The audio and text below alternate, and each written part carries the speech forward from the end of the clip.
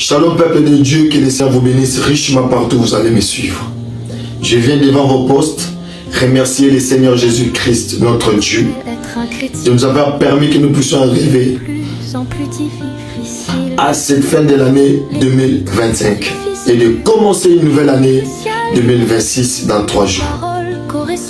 Alors, je viens vous souhaiter le vœu de meilleur, de grâce, de longévité et de bonheur.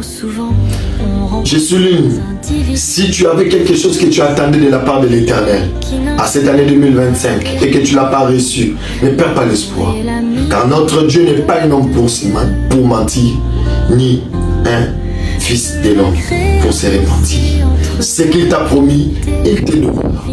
Mais garde toujours l'espoir, car la Bible dit, David dit, j'ai été jeune, j'ai vieilli, je n'ai jamais vu un juste abandonné. Et toi aussi, il ne t'abandonnera jamais.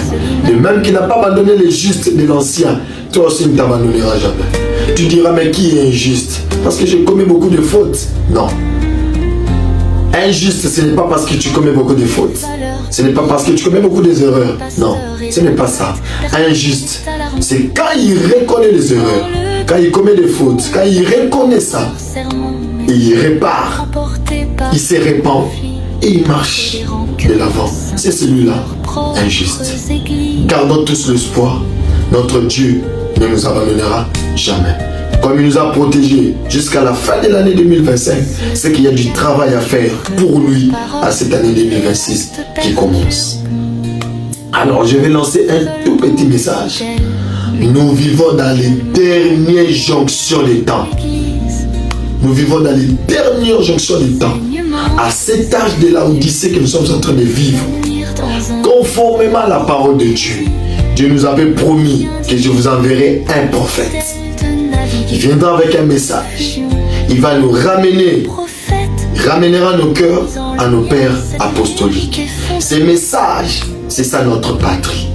Ces messages, c'est ça notre Seigneur Jésus-Christ.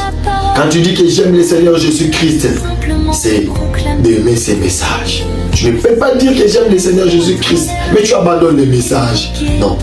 Ces messages, c'est ça notre Seigneur Jésus. Ces messages, c'est ça notre force. Ces messages, c'est ça notre absolu.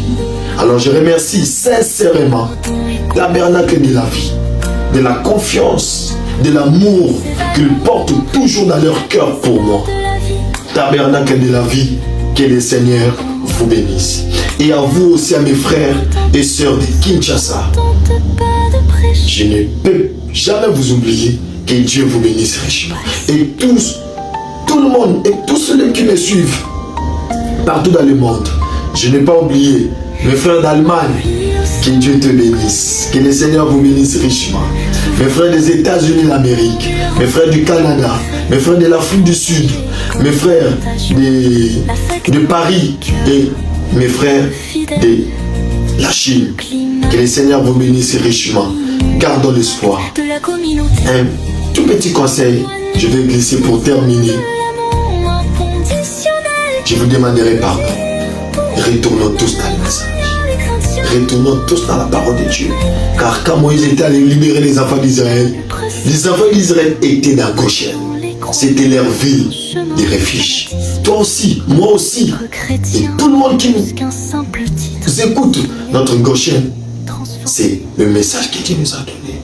Et cette année 2026 qui commence, c'est une année qu'on va encore démontrer au public que nous sommes dans la vérité, afin que le monde sache que nous avons reçu un vrai Dieu. Petit conseil, restons dans le message, restons dans la parole de Dieu. Dieu ne nous abandonnera jamais. Le reste, que cette année 2026 soit une année de paix, de